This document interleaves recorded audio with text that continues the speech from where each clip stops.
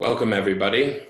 Welcome to my talk entitled A Collective Call.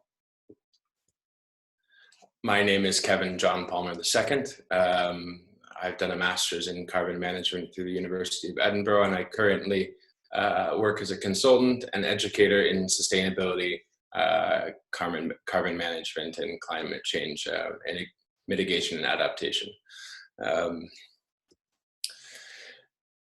First of all, I want to go over I want to thank you guys all for being here. Happy belated Earth Day. I know it's a special day for all of us. It's dear to many of our hearts, but I also know that this is an incredibly stressful time, and many people are a bit despondent with the way that things are panning out. So I appreciate you making the time and devoting the energy to be present for this. Thank you for lending me your ear for 40 minutes. All right, so the outline of today's talk is as follows, right? So the first thing we'll be going over is capitalism's connection to COVID-19 and biodiversity loss, and the gravity of biodiversity loss, oftentimes ignored by the corporate media. The second thing we'll talk about is individual actions that we can adopt to limit our carbon footprint on an individual basis as opposed to the collective basis. Policies for which we can proudly advocate is the third thing we'll be talking about. Fourthly, debunking the myths of corporate institutionalists. Fifth, basically learning the lessons from historic victories by activists. Six, the wins of mitigating the climate crisis. And seven, staying sane and resilient in the face of such an unprecedented challenge as the climate crisis. So, rampant capitalism, COVID-19, and biodiversity loss. So the elephant in the room here, guys, is biodiversity loss, to be honest with you. Biodiversity loss has been coined the new climate crisis in the scale of risk it represents to humanity. Biodiversity is key for productive agriculture, and it's essential to food and agriculture. Agriculture is also, interestingly enough, the primary driver of biodiversity loss.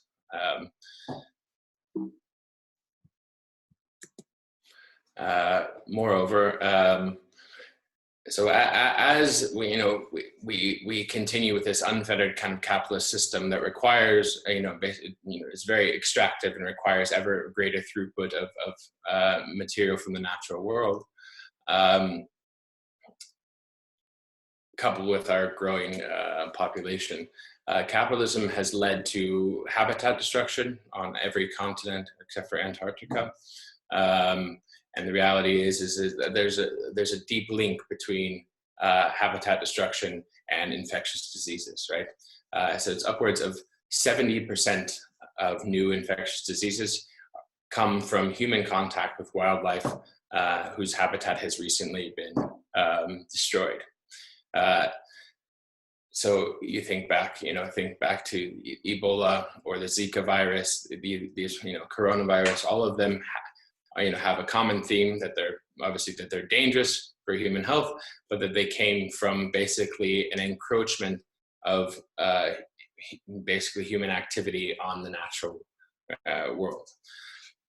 The next thing I'd like to talk about is how climate change exacerbates the threat of infectious diseases. So just like habitat destruction, active and direct habitat destruction can cause a rise in infectious diseases as we come into contact with animals previously isolated from us.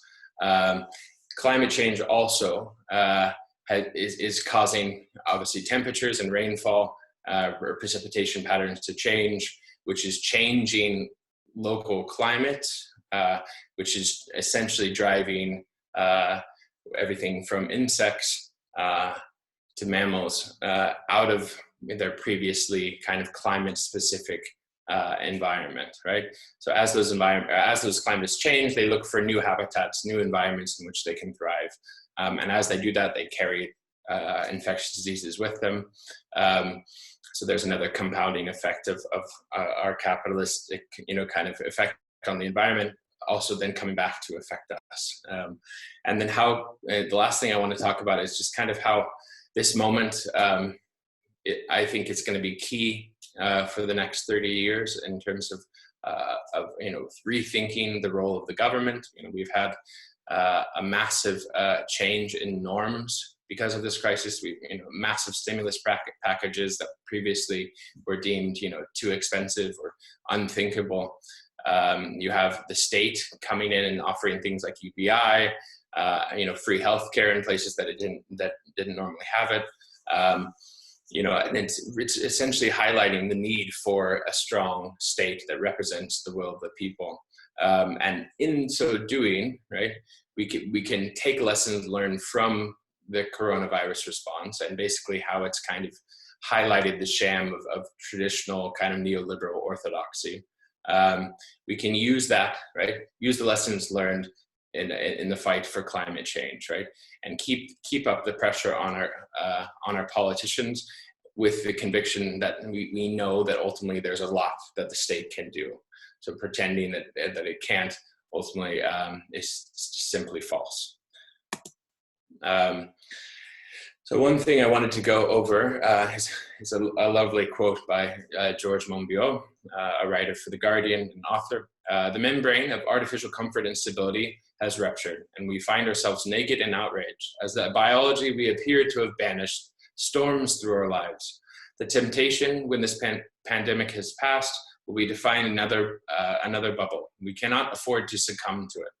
From now on, we should expose our minds to the painful realities we have denied for too long.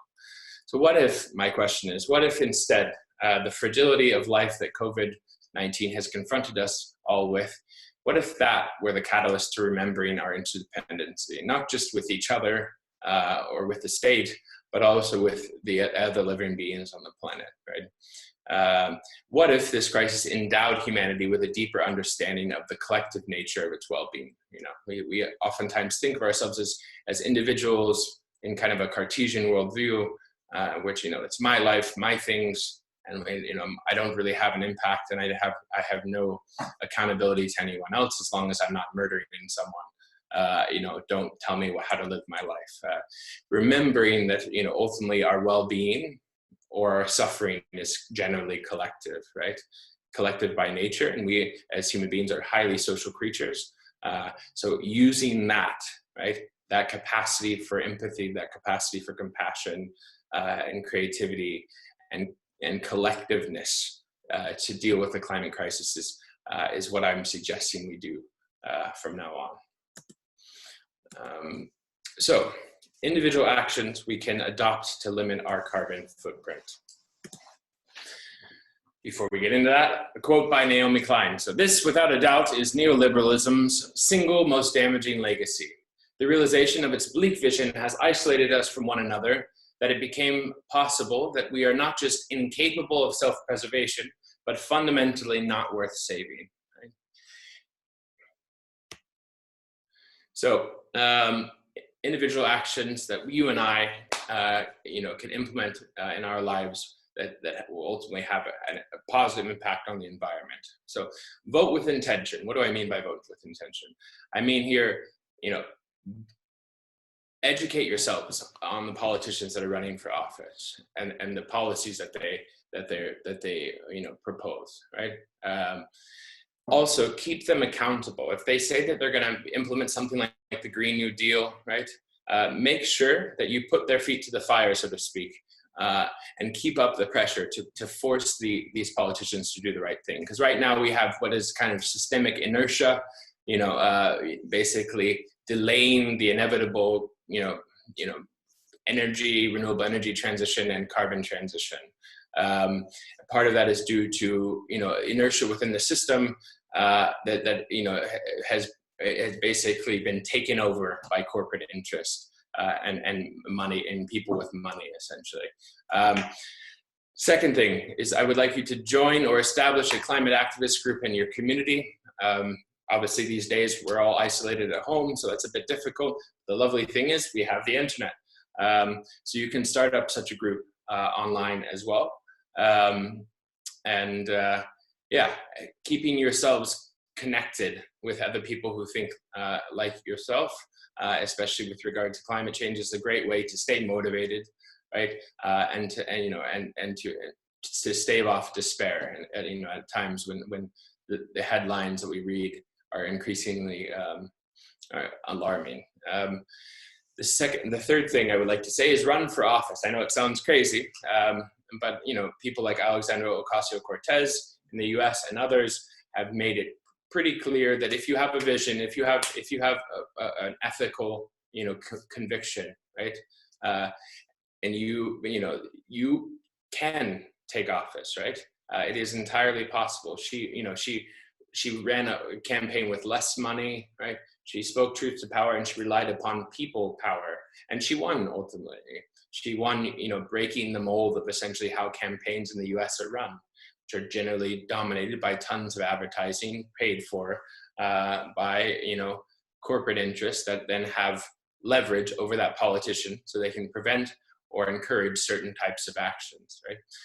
So if you have even an inkling of desire to run for office, I suggest that you think about it sincerely. We need more people with conviction in politics.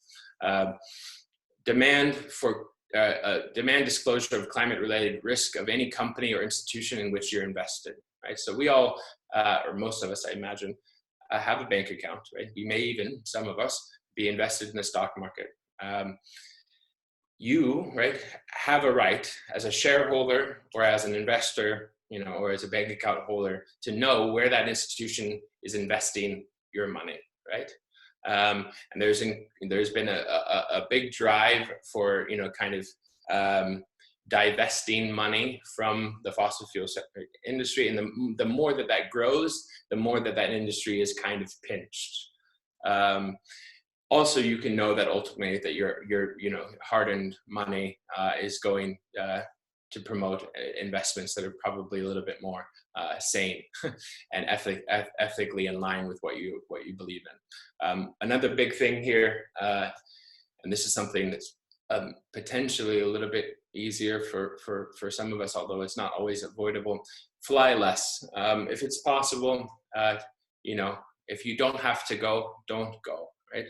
If it's a business trip that can be done remotely, do it, right?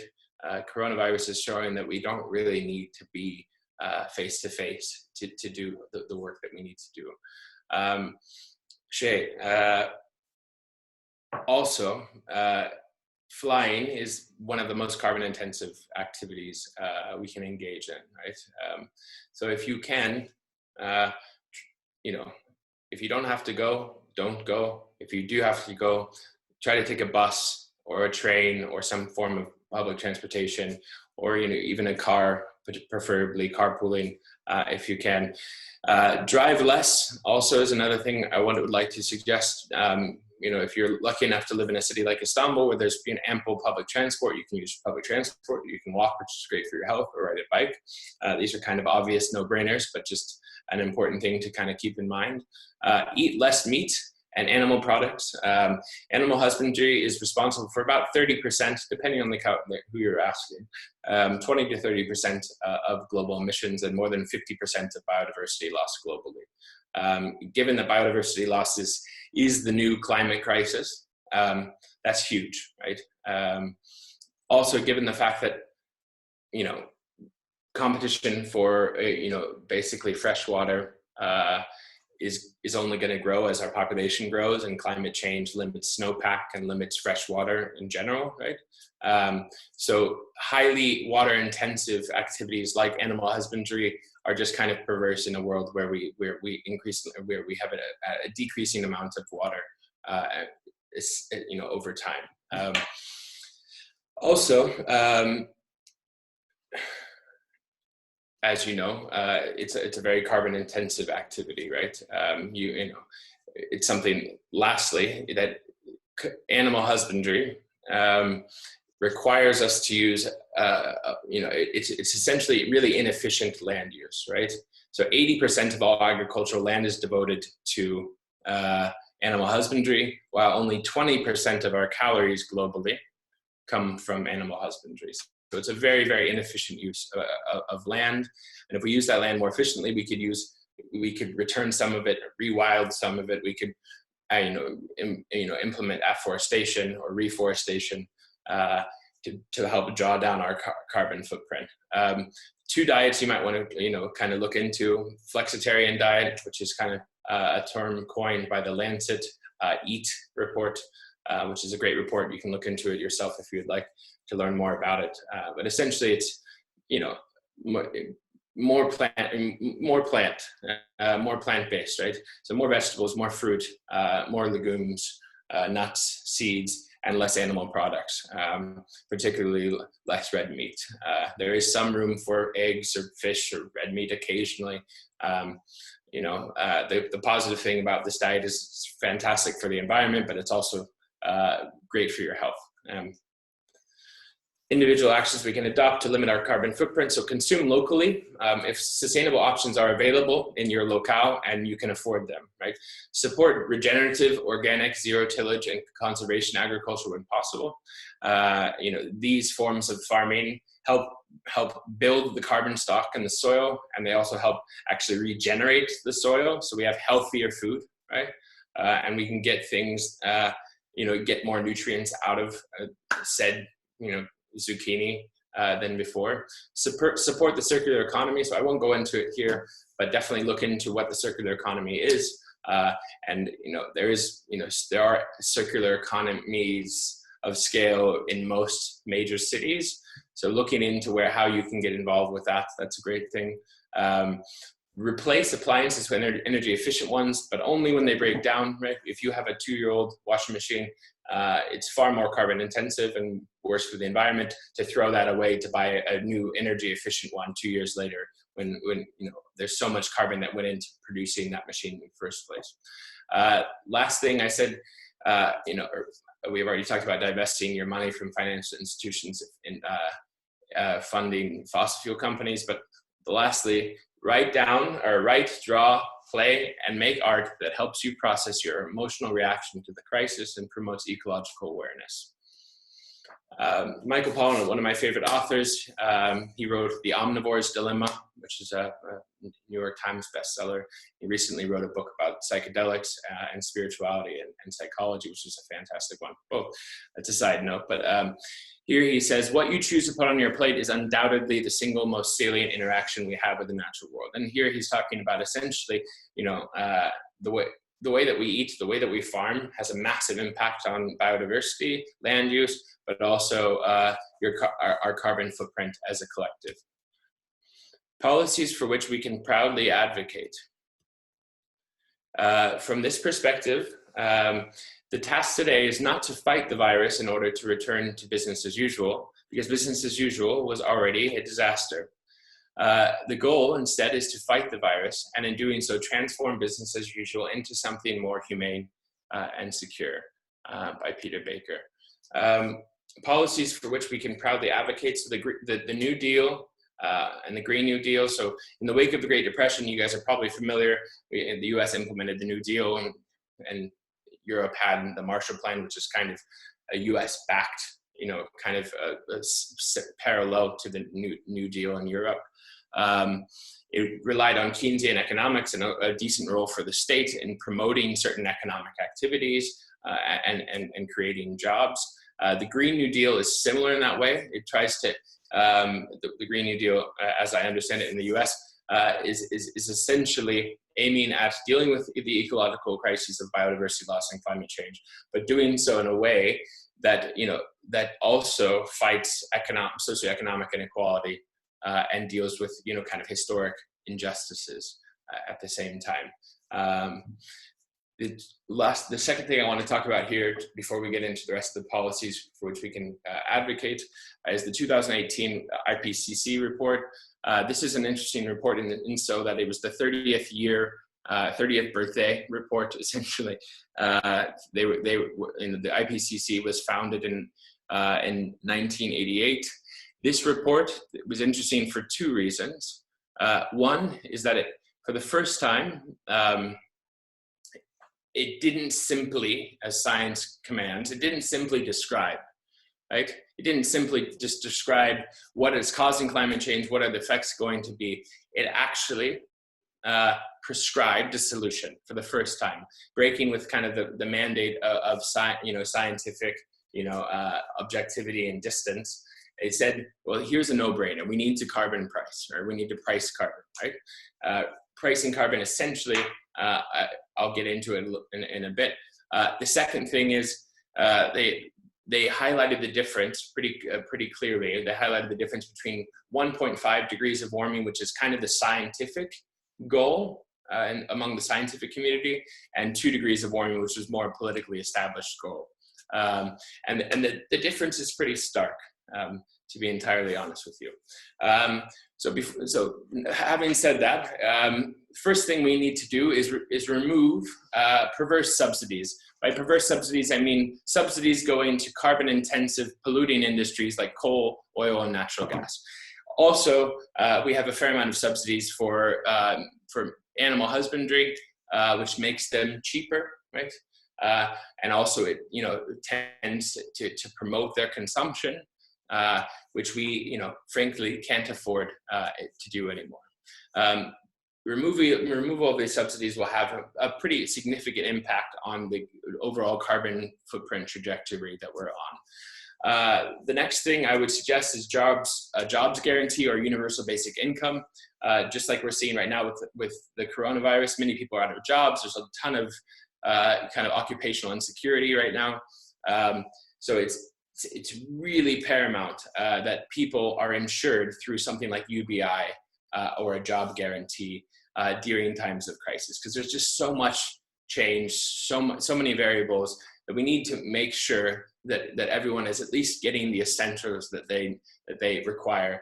Because with all that uncertainty, there's also going to be tremendous upheaval in terms of economic activity. Which sectors are opened up, which sectors are basically crash and shut down, and that's gonna leave a fair amount of working class people kind of disaffected. So having something like UBI will help kind of smooth over some of the rougher parts of the transition.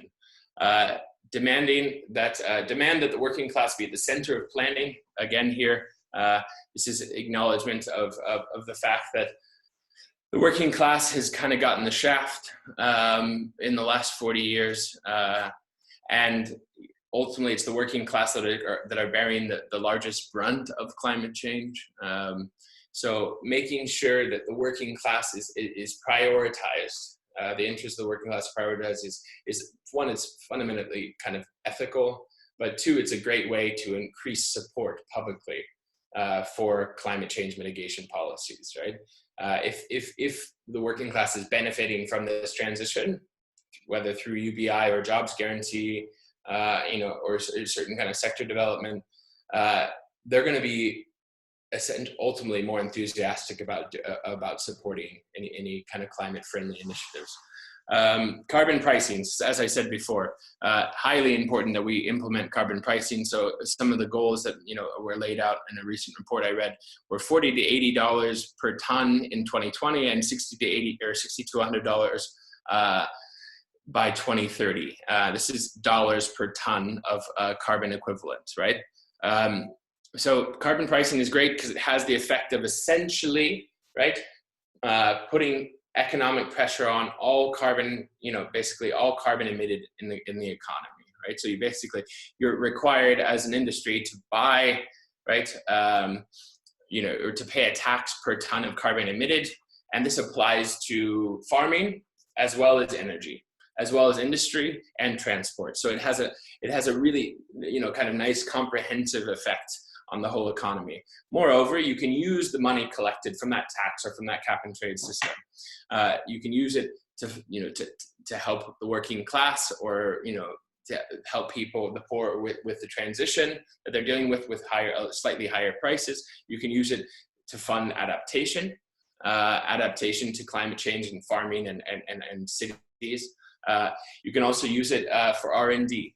Research and development, which is while much of the technology we need is already here, R&D, especially for something as complex as climate change, is only ultimately going to be a good thing.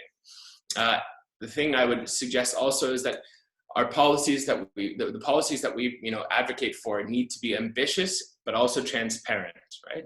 If you're pricing carbon, even if the carbon price is high, if you know what the price is going to be in 5 and 10 and 15 years, you can make solvent, rational decisions as a business, whether you invest in renewable energy this year or in 5 years, right? You also have, you give companies within like the fossil fuel sector time to adjust, so their whole asset portfolio doesn't collapse overnight, right? You're also giving them incentives to do the right thing. So keeping it ambitious, but also really important, keeping it transparent. That allows for the transition to be a little bit more stable. Progressively structured dividends. So here, this is when the money that you've collected from the carbon price, so the cap and trade system, cap and trade scheme, basically is given back, right? Either as a flat basically a flat dividend, right? Basically a flat sum of money given out to everyone equally.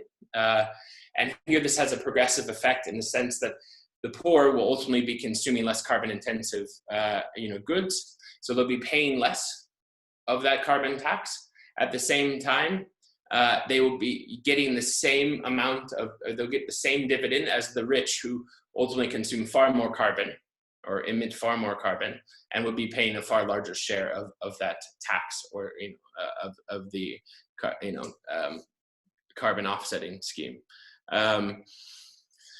Funding for renewable energy and energy efficiency. So here again, this is ultimately this can be done in the way of R&D or project, basically actual renewable energy projects themselves. Funding for adaptation, again, highly necessary in the world that we live in. Climate change, while we may not be dealing with runaway climate change yet, climate change has already begun, as we all know, right? And there are already been millions of disaffected people because of our impact on the climate. So we need ultimately to prepare for an inevitably warmer world. This is not to say let's give up and let's not try to do anything about climate change. It's just the rational response to the fact that we are living in a warmer world, and warming will likely increase, at least to some degree. So we need to prepare for that, especially farming, transportation, and basically urban planning, because those are the kind of key hotspots. Climate resilient and low carbon or carbon neutral infrastructure that doesn't need to be explained. But also one thing that is really necessary is funding within the developed world, pooling together funding to help the developing world leapfrog kind of a carbon intensive way of living, right? I didn't talk about it, but ultimately the vast majority of carbon emissions that humans have put in the atmosphere have been put there by the developed world, but due to their position, the developing world will be more affected, and they have less financial capacity to deal with those effects. So if we want to do the right thing, but also help them in transitioning so that we can all save the planet, we ultimately, we have an obligation to the developing world to help fund them, whether it's carbon mitigation or carbon adaptation. So a great book written by Paul Hawking and some colleagues. It was a group of climate scientists, ecologists, economists, and business leaders, and they basically came up with 100 climate solutions. And I just wrote down the first 14 because I thought they were pretty salient. But if you look here, one of the interesting things I found about this is that if you look at number 6 and number 7, both of those involve basically family planning, right? If we educate girls, they tend to have children later, right? They tend to have fewer children. Family planning, access to contraceptives is also highly important because ultimately our impact on the world, yes, it depends on how we live, but it also depends on how many of us there are. Debunking the myths of corporate institutionalists. So Naomi Klein, underneath all of this is the real truth we have been avoiding. Climate change isn't an issue to add to the list of things to worry about next to healthcare and taxes. It is a civilizational wake-up call, a powerful message spoken in the language of fires, floods, droughts, and extinctions. telling us that we need an entirely new economic model and a new way of sharing this planet, telling us that we need to evolve. So some of the things you're going to hear, or you probably heard from corporate interest, corporate media, big business, is that ultimately dealing with climate change is just too expensive, right? We need to wait until the technology gets cheaper.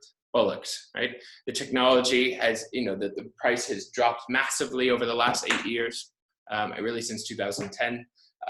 And economist after economist has basically said, the sooner we act, right, the cheaper that this is all going to be, right? Like the longer we wait, the more hurricanes and droughts and crop failures, right, and cities underwater that we're going to have to deal with, and that's tons of money lost, right? And the technology is already matured enough; it's there. So thinking that it's too expensive, well, it's too expensive to wait, right? The sooner we act, the better ultimately it is. It's too late. You might get some fatalists who say, "Oh, yeah, it's too late. Let's not worry about it. Screw it. Let's just enjoy the rest of the next 30 years, have a beer, and not care too much about it. We can't stop it. It's already too late." No, it isn't. Up until really, essentially, science says up until 2 degrees of warming, we're about 1 degree of warming currently, above pre-industrial levels. Up until 2 degrees of warming, right? We are looking at increments of suffering, right? After 2 degrees of warming, yes, there is some fear that we're going to enter, kind of cross a tipping point. Well, then there will be positive feedback loops and kind of runaway climate change, and the heating that kind of increases almost exponentially, and we can't really do much to stop it. But up until 2 degrees, and maybe even just slightly past it, we're talking about increments of suffering, right? So saying that it's too late is simply false, right? There's a lot we can do, and the more that we do and the faster we do it, the less people will suffer, right? Case in point. Renewable energy is unreliable. That's simply not true. If you look here, for instance, there are many countries in Europe who've had days that are completely reliant upon renewable energy. If you look at Uruguay in South America, they cut their carbon emissions by 90% in the energy sector, right, in less than 10 years. And now they're almost entirely, I think most of the year, they run entirely on renewable energy. And this is a country that has lower per capita GDP than than most other Latin American countries, and lower than Turkey, lower than basically every European country. It is not a rich country. But it had, reliable, transparent, and ambitious public policy, and they were able to make it happen, right? And renewable energy can be there and can be relied upon. It will take several decades to green our economy. Again, the case of Uruguay kind of debunks that point, right? They did it in essentially 10 years. And this is from a lower middle income country. Climate change will limit our freedom. To the contrary, if we don't act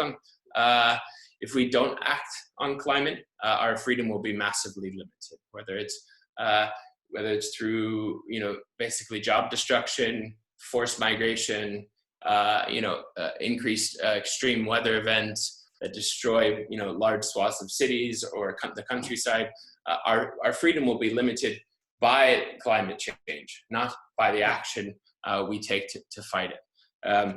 Climate change will destroy our economy. Quite to the contrary, actually. They look at there's about $30 trillion in potential between now and 2030 in terms of growth, if we pursue a highly ambitious climate policy globally, right? So there's tons of money to be made, and it's far from destroying the economy. It's going to save the economy if we can get our climate act together. Lessons learned from historic victories by activists. So if it is true that ideas don't change things gradually, but in fits and starts, in shocks, then the basic premise of our democracy, our journalism, and our education is all wrong. It would mean, in essence, that the Enlightenment model of how people change their opinions through information gathering and reasoned deliberation is really a buttress for the status quo. It would mean that those who swear by rationality, nuance, and compromise fail to grasp how ideas govern the world. A worldview is not a Lego set. It's not a Lego set where a block is added here and removed there. It's a fortress that is defended tooth and nail with all possible reinforcements until the pressure becomes so overpowering that the walls cave in. So litigation can be powerful. Here we have more than 1,000 cases of litigation on the climate front in over 28 countries. And the Dutch example of the recent litigation case in Holland and Netherlands is a good example of how powerful litigation can be in forcing the hand of corporations and governments to do the right thing. Taking office, right? We've also seen that you can't, I mean, forms of protest are great, right? Civil resistance is great, but it's not everything, right? You can't have political change without electoral politics.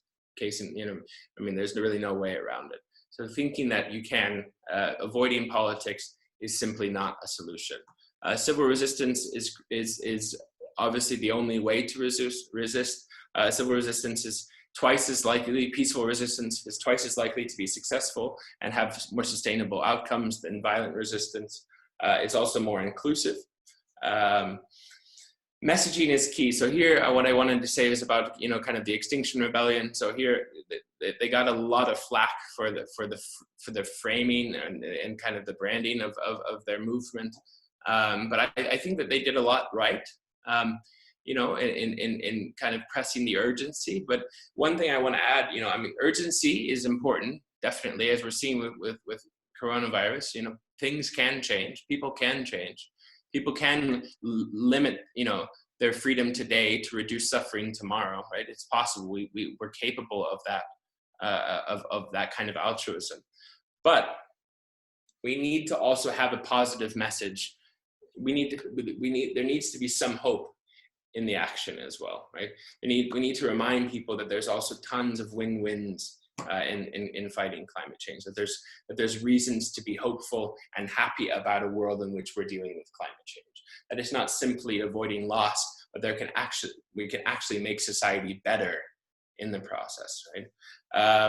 Statistics don't light a fire under one's ass. What I mean here is that we operate according to narratives, right? As people, as human beings, we move with stories, right? And we need a story ultimately right now, right?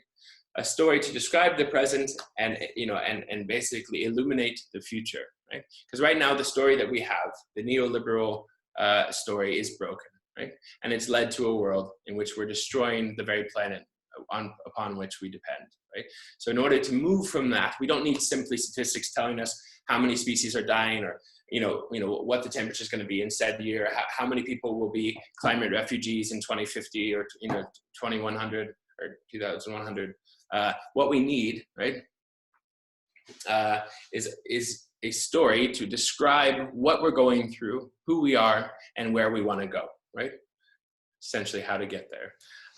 Statistics, inclusivity is paramount. Again, so civil resistance as opposed to violent resistance is really, obviously it's a far more effective way to get people included, to get people active and to participate, involved. And as we've seen from whether it's the civil rights movement or the kind of agrarian movement in the Midwest in the U.S., the people's movement there. They were highly, especially the people's movement back in the late 1800s, they were a highly inclusive, very diverse political movement, right? And the things that they accomplished were incredible. But, some of them were progressive taxation, the 40-hour work week, directly elected representation in the Senate and say the House of Representatives. Forming cross-societal alliances is key. As we've seen with public health policy, especially in Europe, right, it is required not just the doctors to speak out, but they've had to form alliances with other members and groups within society. And through the collective, through the greater number, they're empowered. Remember, lastly, that no struggle is ever entirely linear, right? Where was it? Excuse me. Yeah. Here we go.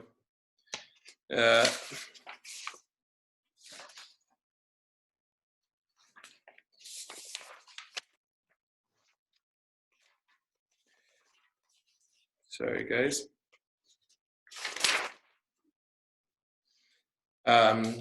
So yeah, okay. Remember that. So if we think back to, for instance, the civil rights movement, right? The civil rights movement. These people were stubbornly working for nearly 2 decades before the Civil Rights Act of 1964 was signed into law. If you think of the suffragette movement, right? They campaigning for, off and on for about a century, right? Almost 100 years before they were able to obtain the right to vote, right? So remember that most of our struggles are never linear, right? The climate struggle did not begin yesterday, and it's not going to be, finished tomorrow, right? It's oftentimes 2 steps forward, 1 step back. So don't get discouraged if things are not going exactly the way that you're expecting them. And remember that a lot of people do care, and there has been progress. The technology is there. And we just need to get the job done. The win-wins of mitigating climate change. True progress begins with something no knowledge economy can produce: wisdom about what it means to live well. We have to do what great thinkers like John Stuart Mill, Bertrand Russell, and John Maynard Keynes were already advocating 100 years ago. To value ends above means and prefer the good to the useful. We have to direct our minds to the future, to stop consuming our own discontent through polls and relentlessly bad news media, to consider alternatives and form new collectives to transcend this confining zeitgeist and recognize our shared idealism. So some of the win-wins, some of the positive message here I want to bring today was, dealing with climate change has a tremendous potential to alleviate and prevent poverty, both within the developed world and the developing world. Mitigating climate change also increases regional security and national integrity, as the countries are more autonomous in terms of their energy needs and production. And oftentimes their food production as well. A greater sense of interdependence and willingness to collaborate among citizens and hopefully among nations, as there's less competition between them, hopefully. Increased government revenue. If we look back to the carbon pricing example and the fossil fuel subsidies are reversed and carbon pricing, moderate carbon pricing is enacted. We could be looking at $2.8 trillion in government revenue globally by 2030 every year, right? So we're talking about $2.8 trillion US dollars per annum, right? Produced globally. And think about the tremendous progress that we could achieve with said money, said revenue. Energy security, we've talked a little bit about that. Trade balance as well. Industrial development for countries like Turkey, for instance, specializing or stimulating renewable energy and energy efficient industrial development would be fantastic for its economy. It's also deflationary, which is a very good thing for most economies, given to its high capital costs in the beginning, and then really relatively low maintenance costs.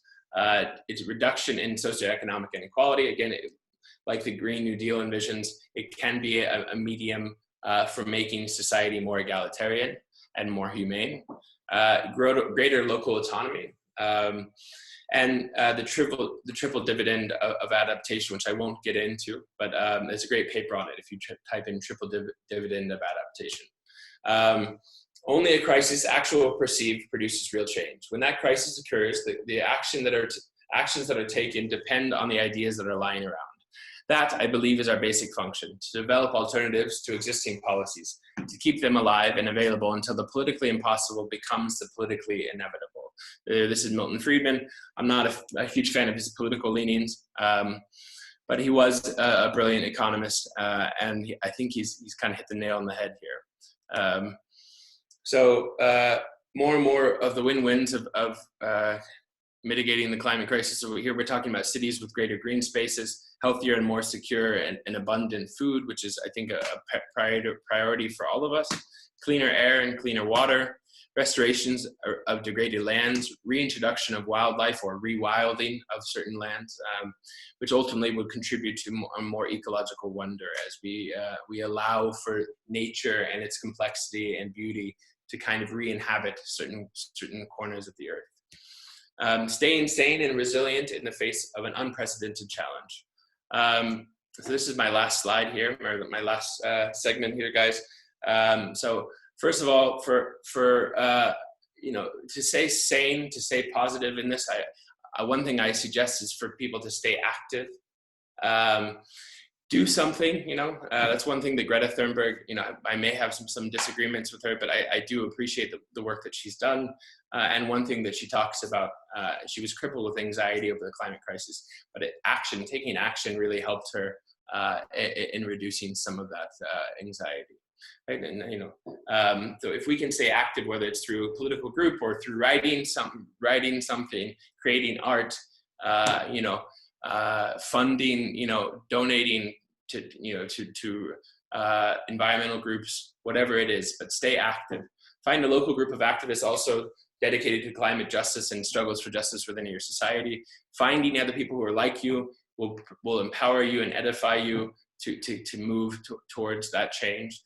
Be patient. Remember that, again, nothing is linear. It's oftentimes 2 steps forward, 1 step back. Remember also that you're not alone. There are hundreds of millions, if not billions, of people around the world who are incredibly concerned about the climate crisis and really desire fundamental change of the way we run our economies and treat the natural world. So you're not alone, even if you may feel that way. Engage in conscious acts of kindness. I found that whenever I've been really overwhelmed with anxiety over the climate crisis, whenever I take time to empathetically listen to a friend or help someone around me, it reminds me of why I care about the climate crisis. It's because I love people, and I'm, you know, the concerns that I have are one of many, right? And, you know, while the climate crisis may be very important, it's not the only crisis, and we're in this ultimately together. So something about compassionate action really kind of puts my anxiety into perspective. So maybe it would do the same for you. Take care of your body, right? Exercise and good sleep can go a long way in terms of limiting your anxiety. And meditate or pray. If you don't like either of those things, I suggest listening to Alan Watts, which I will play a video for you now. So then let's consider, first of all, what is a mind in the grip of vicious circles? Well, one of the most obvious instances that we all know is the phenomenon of worry. The doctor tells you that you have to have an operation. And that has been set up so that automatically everybody worries about it. But since worrying takes away your appetite and your sleep, it's not good for you. But you can't stop worrying, and therefore you get additionally worried that you are worrying. And then, furthermore, because that is quite absurd and you're mad at yourself because you do it, you are worried because you worry because you worry. That is a vicious circle.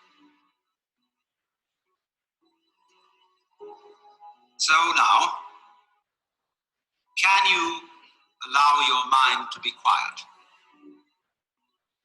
Isn't it difficult? Because the mind seems to be like a monkey, jumping up and down and jabbering all the time. Once you've learned to think, you can't stop. And an enormous number of people devote their lives to keeping their minds busy and feel extremely uncomfortable with silence. When you're alone, nobody's saying anything, there's nothing to do. There's this worry, this lack of distraction. I'm left alone with myself.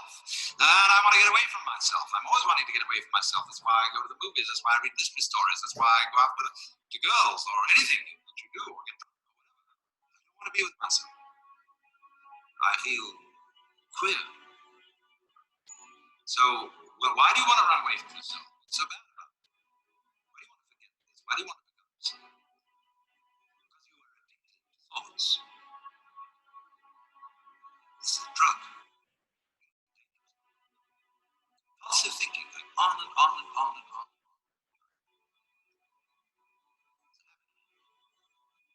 So there's a difficulty about stopping that activity. You really have to stop it if you want to be sane.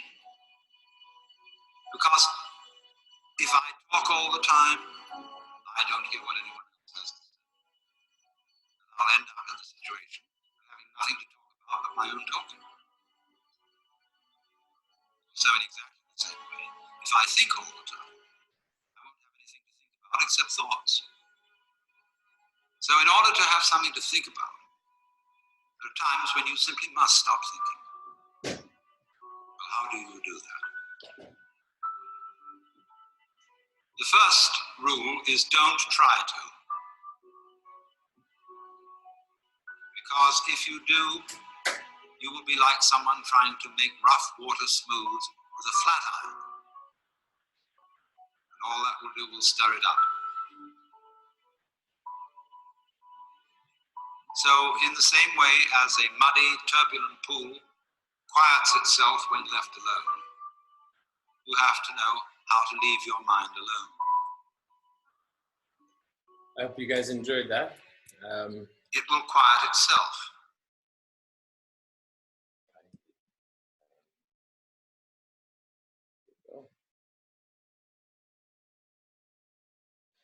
All right, so one last thing is the perfect is the enemy of the good, right? So what Voltaire, I think, was trying to say is ultimately that nothing is perfect ultimately, and trying to find the perfect solution is ultimately going to prevent action, right?